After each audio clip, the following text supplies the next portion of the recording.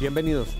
Colombia es un país en el que los gremios de la producción son muy fuertes. Recogen centenares, decenas, miles de empresas en el sector productivo, representan la voz de los distintos sectores del país y el Consejo Gremial es una síntesis de Colombia. Ahí están los gremios más importantes y su presidente es el doctor Jorge Humberto Botero, exministro de Estado, columnista, humanista y ha sido por muchos años dirigente gremial y presidente de FASECOLDA. Le doy la bienvenida, doctor Botero. Muchas gracias por aceptar nuestra invitación. Muy honrado. Muy al contento. Frente del Consejo Gremial como presidente en este difícil año. Solo por este, sí. Pero le tocó el propio. Pues trataré de hacer una tarea discreta y eficaz.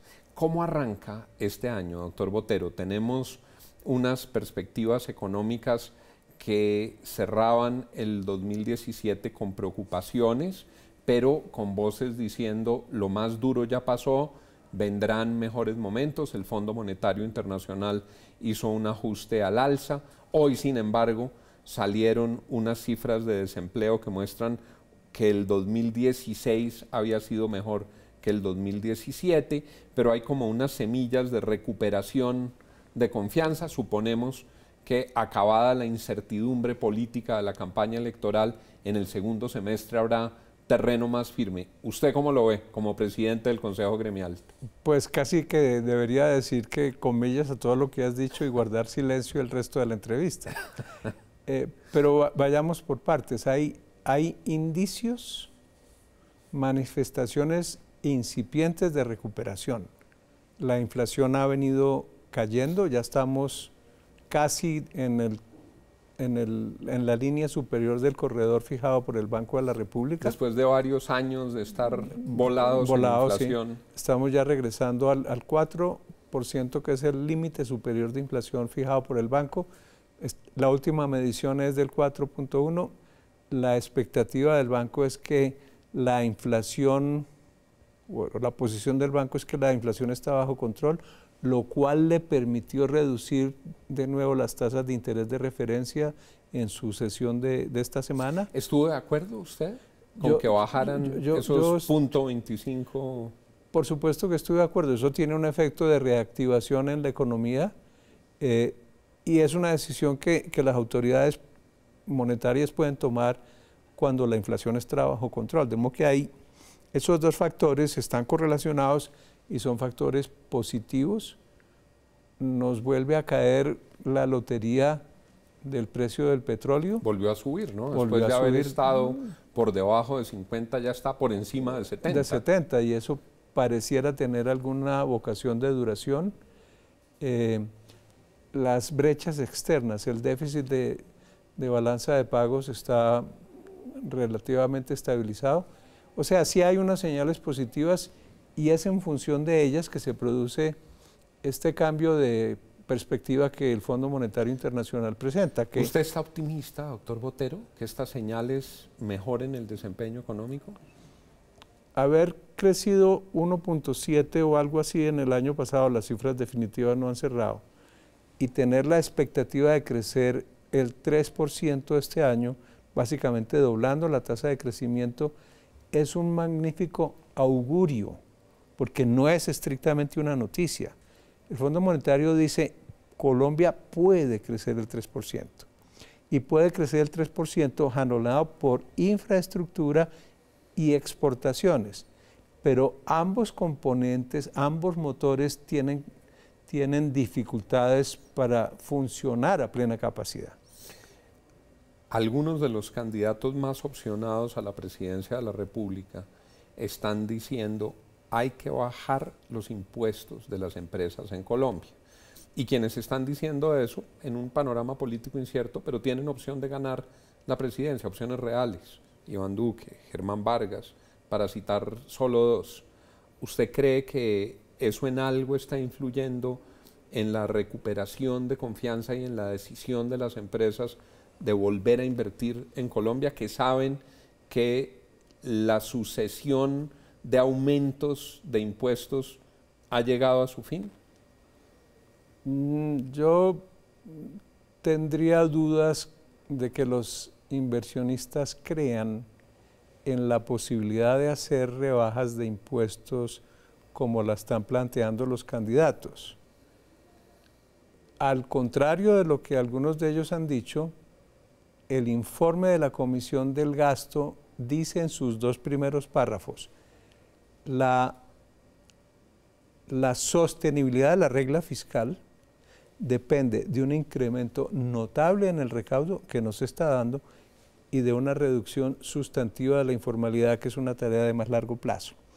De modo que las posturas de los candidatos son comprensibles, reflejan un anhelo de lo que debería ocurrir, pero no pueden esas propuestas gozar de credibilidad sino en un contexto más amplio de propuestas de orden fiscal. Y lanzaré 2 ideas que no he discutido en el Consejo Gremial y por ende quiero ser totalmente claro en el sentido... Son de Jorge Humberto Botero. Sí, si acaso como presidente de Fasecolta. La primera, Colombia debería pensar en desinvertir en Ecopetrol. Ese es un proceso que se hizo... Palabras mayores. Son palabras mayores. Es decir, es aumentar la participación de los privados en el capital de Ecopetrol, es decir, sacar algunas de las acciones que tiene el Estado en Ecopetrol a la venta. Yo pensaría que el Estado debe vender toda su participación, por lo menos vender el control, para crear un fondo de ahorro en el exterior.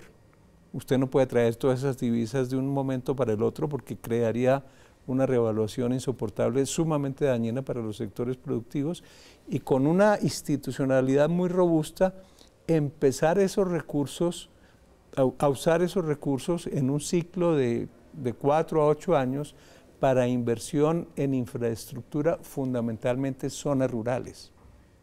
O sea, esa sería una estrategia radical de apalancar las necesidades de crecimiento del gasto, financiando con recursos provenientes de una inversión que hoy por hoy no es estratégica. Son palabras mayores. Aquí hay una propuesta enorme de envergadura que habría que estudiar y sería muy interesante escuchar las opiniones de los distintos equipos económicos. Eso garantizaría recursos para el Estado, protegería la regla fiscal quizás, y se esterilizaría en el exterior para ir evitar gradualmente incorporando esos recursos al torrente monetario y a la inversión pública, sobre todo en áreas rurales, no tanto en subsidios, que creo que es un mecanismo poco idóneo, sino en infraestructura. En infraestructura. Vías, distritos de riego. Exacto, en zonas deprimidas. ¿Usted se imagina la que se arma con esa discusión, doctor Botero? Si se armó la que se armó con Isagen, imagínese si es pero hay que la venta de Ecopetrol, pero hay que afrontarla. Uno escucha a la generalidad de los analistas políticos sobre el conflicto y le dicen a uno, bueno, claro, está la visión de la extrema izquierda que dice es que la injusticia social, la desigualdad en el ingreso, ese es el caldo de la violencia. Bueno, si eso fuera verdad, países donde hay mala distribución del ingreso e injusticia social, todos deberían estar incendiados, y no es el caso. Pero los analistas sí dicen, los analistas serios, es la débil presencia del Estado en las regiones es caldo de cultivo del conflicto. Bueno, entonces se fueron las FARC y no llegó el Estado. Y no llegó el Estado. Llegó el ELN, llegaron las disidencias, llegaron los narcos mexicanos, llegaron los narcos brasileros, llegaron las BACRIM. Bueno, entonces si necesitamos que el Estado llegue, ¿dónde están los recursos para que llegue? O sea, el Estado tiene que hacer un uso óptimo, económica y socialmente óptimo de su portafolio de inversiones. Seguir invirtiendo en Ecopetrol no tiene sentido. Hay accionistas privados que los pueden hacer. Las empresas petroleras públicas en el mundo entero son fuente profunda de corrupción. Ahora, cuando uno habla de desinversión... No, pues mire Petrobras Brasil, y mire PDVSA. Y pues mire PDVSA. No tocaría el caso de Ecopetrol, por fortuna. Cuando uno habla de desinversión, entonces inmediatamente dicen, se van a robar la plata. Por eso hay que hacer construir una institucionalidad muy robusta para que esos recursos par y paso durante los próximos 4 u 8 años se vayan trayendo al país. Le hago un paréntesis. Ecopetrol tiene que dar respuestas sobre lo que hizo en el Meta, que no lo ha contestado, para no hablar de todo lo que ocurrió con Reficar, que son, digamos, debates en curso, pero lo del Meta dicen todos los llaneros que es un gran escándalo. Era solo un paréntesis sobre el riesgo de las petroleras estatalmente controladas. Me decía que tenía 2 ideas, después de esa que estremece. Claro, esta también, asterisco, es una propuesta de Jorge Humberto Botero, no compromete al Consejo Gremial ni a nadie más. Hay que salir del círculo vicioso consistente en lo siguiente.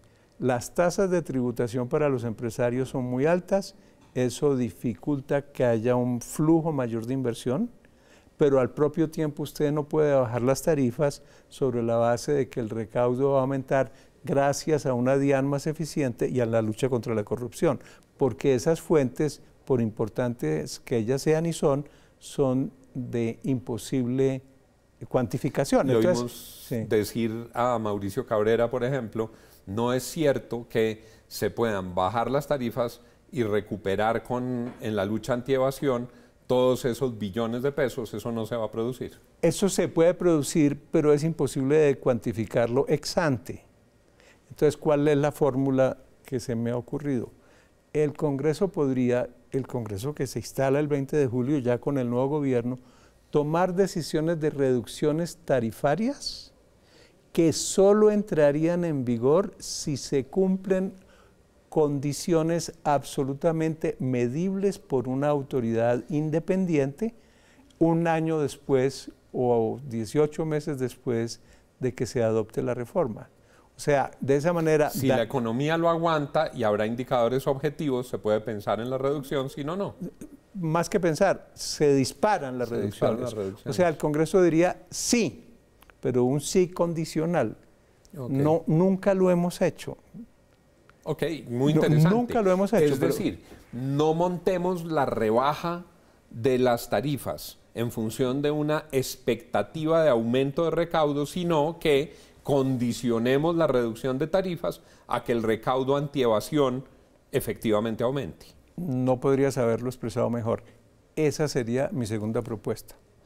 Doctor Botero, nos quedan unos minutos para irnos a un tema de coyuntura donde los gremios se han pronunciado en los distintos momentos, ruptura de los diálogos con el ELN, suspensión, aborto de los diálogos, están en el congelador. ¿Qué hacer con el ELN? ¿Usted cree que procedió correctamente el señor presidente? Yo creo que el presidente tomó el camino que inexorablemente tenía que tomar. Esas negociaciones no pueden restablecerse pura y simplemente. Si llegaran a restablecerse, yo tengo serias dudas de que esas negociaciones tengan algún norte, tendría que ser bajo reglas estrictas de cese unilateral del fuego, de concentración de huestes y de supervisión de los compromisos que ellos asuman. Bajo las reglas de imposible verificación y habida cuenta de los severos y gravísimos incumplimientos y actos terroristas del ELN, yo creo que es imposible. Esto es bajo el supuesto de que esa negociación tuviera algún norte, que como lo hablábamos fuera de cámaras, el marco conceptual, la agenda de compromisos para el desarrollo de esas negociaciones no existe. El documento que recoge la agenda no es más que una lista de temas. Cuando yo la leí por primera vez dije, pero ¿cómo es que no aprenden? Esto yo ya lo había visto en el caso del Caguán. Y ya había fracasado. Y ya había fracasado. El presidente Pastrana fracasó porque creía tener una agenda cuando en realidad no era más que un índice temático. La agenda con el ELN es eso mismo. Y uno dice, pero ¿cómo? El gobierno, el mismo gobierno que acotó o trató de acotar las negociaciones de La Habana con un marco referencial, se olvidó de lo que había hecho y pactó una cosa que no tiene norte alguno con el ELN. ¿Qué sigue en ese camino, doctor Botero? Yo lo que creo que sigue es la búsqueda de la paz por la vía del ejercicio de la autoridad. Y la sociedad tiene que estar dispuesta a pagar los costos los costos que eso signifique en todo sentido, porque de otra manera creo que eso no tiene solución. Lo seguiremos leyendo en sus columnas, doctor Botero. Es siempre un gusto escucharlo y tenerlo aquí Muchas con gracias, nosotros. Juan. Muy amable. Jorge Humberto Botero, presidente de Fasecolda, presidente del Consejo Gremial, la voz de los empresarios en esta difícil coyuntura de país. Sigan ustedes con Red Más Noticias.